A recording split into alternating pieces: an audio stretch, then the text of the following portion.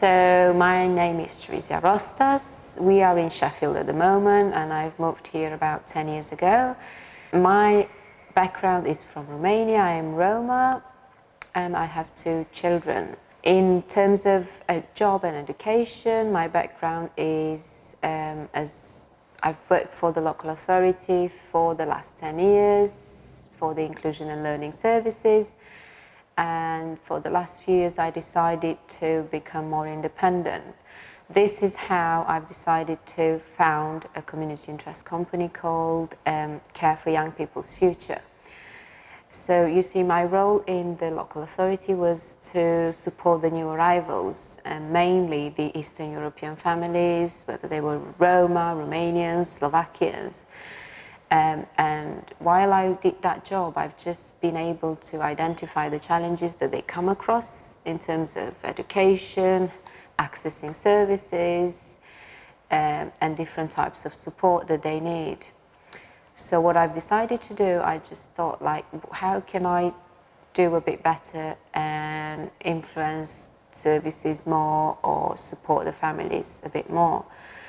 So with the Care for Young People's Future, it's an acronym and it stands for the Centre of Alternative Education and Reintegration for Vulnerable and Young People. And the main thing that we do is to support the vulnerable people from the Roma community mainly. What do I say, what do I mean by vulnerable people? It's anything like undiagnosed needs, special needs that haven't got a specific diagnosis from the doctor in England, looked after children, permanently excluded young people from the school system, alternative education, mentoring and training. At the moment we deliver training and workshops to services related to education, cultural awareness, history, safeguarding, reducing crime and health. So all these workshops and trainings are adapted and related to the Roma community for the services to improve their relationship and to improve the communication with the Roma community and their knowledge about this specific community. The feedback clearly told us and explained to us that actually the services felt, I don't know how to find a word, like the services really appreciated this type of workshop. They just got the information that they need, they gathered the information, resources and advice how to improve their relationships and to identify what's not working in that community or in that service. By doing a workshop with, led by Roma, it just gave them that opportunity to ask direct questions to Roma people who are more academic, and they could clearly indicate and demonstrate different types of activities or approach that would work for this community. Because I've been living in Sheffield for a while and I've worked in South Yorkshire for the last few years, I've been able to develop some links, develop relationships, and the community really trusts me. So whenever different services or research universities need me in order to do some work with the community or to actually identify what the challenges are, I would just go out, do some outreach or just speak to the community and just explain to them what the aim of the project is and ask them if they would like to be part of this. So Care for Young People's Future, it's a community interest company and a social enterprise. We are aiming to open an alternative provision where the young people could do different type of education suitable to their aptitudes, suitable to their skills, which is more practical, which is more related to the community's background. And when I say that, I mean like dancing, music, language, and different activities that the community would find them suitable to our background. Because it's a community interest company, the profit goes back into the community.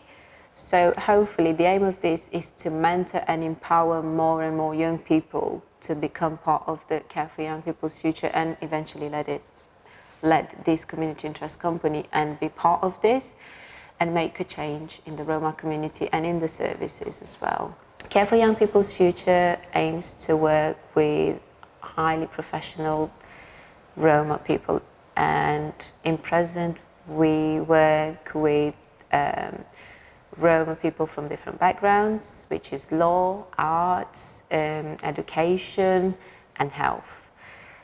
Most of the Roma that we work with, they come from different countries, so it's great because we get to have different dialects, we get to identify different practices that work for different communities. Even though we are all Roma, there's different differences that we've identified.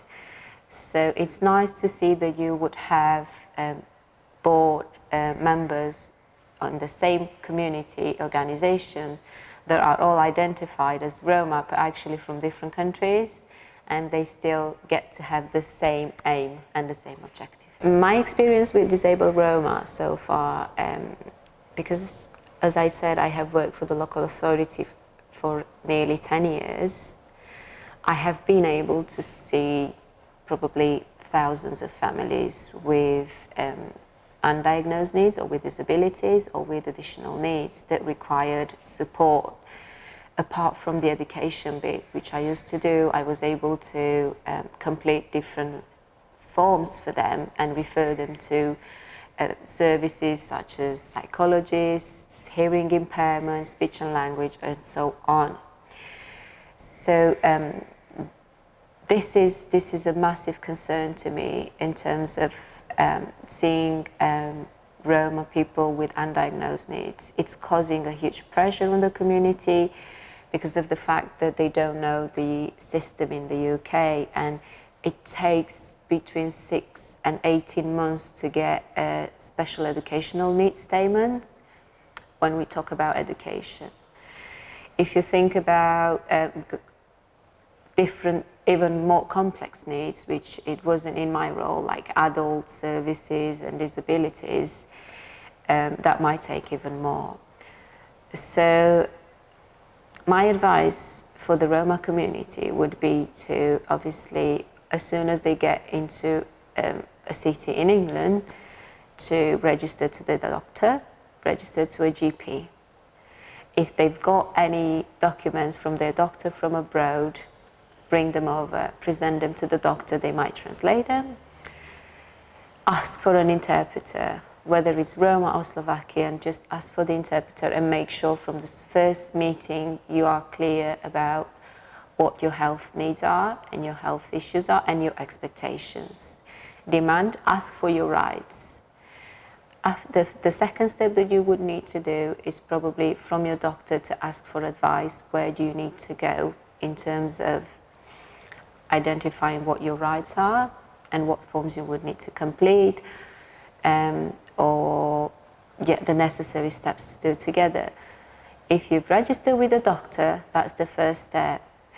If you are registered with your local authority at the council in terms of education, they might help you to access additional support from agencies such as called multi-agency support teams that support families newly arrived and that need to be helped to complete different forms in terms of accessing disabilities or accessing equipment.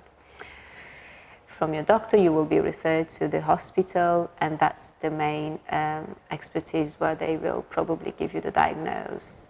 If it's related to education, the council will, and the school, if it's a child that goes to school, the school will support you to gather the evidence required for that child to get an SCN statement. So you are going on the right route if you are registered with a doctor, and if you've got children that are school age, register with the local authority and with the school. So from here, these services will try and guide you towards the right direction, and the hospital as well. If you suffer from hearing impairment and your child goes to a school, you will be allocated a hearing impaired teacher, and that person will support you and guide you and train you how to use those hearing aids, and will support you to complete the forms and the relevant documents that you need to do. If it's speech and language, the same, the doctor will refer you to speech and language. If it's delayed development and mental health issues, the doctor will refer you to the mental health department. If it's mobility, the doctor will refer you to physio or chronic pain and so on. So your doctor is your first step.